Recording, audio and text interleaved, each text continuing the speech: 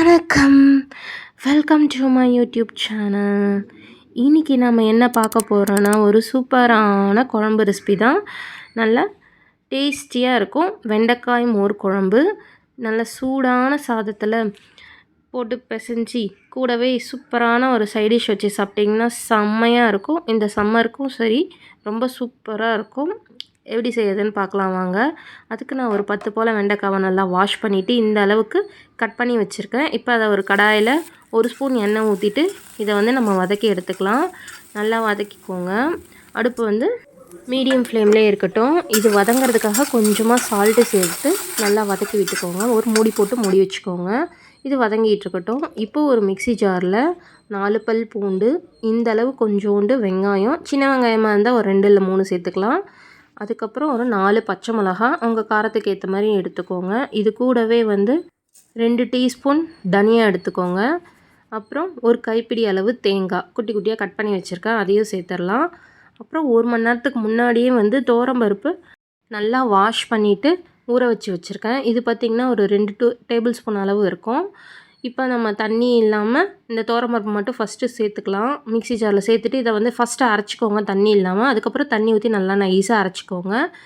வெண்டைக்காய் பாருங்கள் நல்லா வதங்கிடுச்சு. இந்தளவு வதங்கினாலே போதும். அடுப்பை ஆஃப் பண்ணிவிடுங்க. இப்போ நம்ம அரைச்சி எடுத்துகிட்டு வந்ததை ஒரு பவுலில் சேர்த்துடலாம். இந்த மாதிரி நல்லா நைஸாக அரைச்சி எடுத்துகிட்டு வந்துடுங்க. இப்போ இது கூடவே அதே மிக்ஸி ஜாரில் 1 கப் புளிப்பில்லாத தயிர் சேர்த்துக்கிறேன். அதை பல்ஸ் மோடில் போட்டு எடுத்துக்கோங்க, கட்டிகள் இல்லாமல் இருக்கிறதுக்காக. நீங்கள் புளிச்ச தயிர் வச்சுருந்தீங்க அப்படின்னா கொஞ்சமாக சேர்த்துக்கோங்க, ஒரு 1/4 டம்ளர் இல்லை 1/2 டம்ளர் அளவுக்கு. இப்போ இதிலே 1/4 ஸ்பூன் மஞ்சத்தூள், தேவையான அளவு கல்லுப்பு, இதெல்லாம் சேர்த்துட்டு நல்லா கலந்து விட்டுக்கோங்க. இதில் தண்ணி நல்லா தாராளமாகவே ஊற்றிக்கோங்க. ஏன்னா நமக்கு செஞ்சு ஆறுனதுக்கப்புறம் நல்லா கட்டியாகவும், அடுப்பில் வச்சு கொதிக்க விடும்போதே கொஞ்சம் கட்டியாயிடும், ஆறுனதுக்கப்புறம் ரொம்பவே கட்டியாகும். ஸோ நல்லா தண்ணி தாராளமாகவே இருக்கட்டும். இப்போது அடுப்பு ஆன் பண்ணி அதை வச்சிடலாம். அடுப்பில் வெண்டைக்காவையும் சேர்த்துடலாம். நம்ம வதக்கி வச்சுருக்க வெண்டைக்காவும் சேர்த்துட்டு நல்லா கலந்து விட்டுக்கோங்க. அடுப்பு நல்லா ஸ்லோ ஃப்ளேம்லேயே இருக்கட்டும், இல்லைனா அடி பிடிச்சிரும். ஏன்னா இதில் துவரம்பருப்பு சேர்த்துருக்கிறதால அடி பிடிக்க வாய்ப்பு இருக்குது.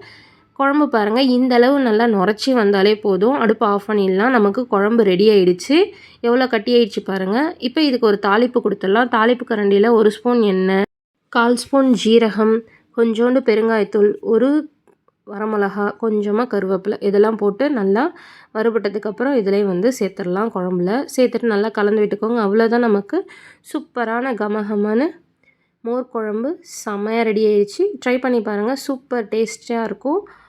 இதுக்கு அட்டகாசமான ஒரு சைட் டிஷ் வச்சு சாப்பிட்டிங்கன்னா செம்மையாக இருக்கும். This video is sponsored by BuyMode e-shopping application. BuyMode e-shopping application is one of the online shopping app. இந்த ஆப் பார்த்திங்கன்னா நம்மளோட ப்ளே ஸ்டோர்லேயும் ஆப் ஸ்டோர்லேயும் அவைலபிளாக இருக்குது. டிஸ்கிரிப்ஷனில் இதோட லிங்க் கொடுத்துருக்கேன். இன்ஸ்டால் பண்ணி செக் பண்ணி பாருங்கள். ரொம்ப யூஸ்ஃபுல்லான ஒரு ஆப்பு க்ராசரிஸ் வாங்குறதுக்கு. இந்த வீடியோ உங்களுக்கு பிடிச்சிருந்தா லைக் பண்ணுங்கள், ஷேர் பண்ணுங்கள். என்னோடய சேனலை ஃபஸ்ட் டைம் பார்க்குறீங்கன்னா சப்ஸ்கிரைப் பண்ணிக்கோங்க. தேங்க்ஸ் ஃபார் வாட்சிங்.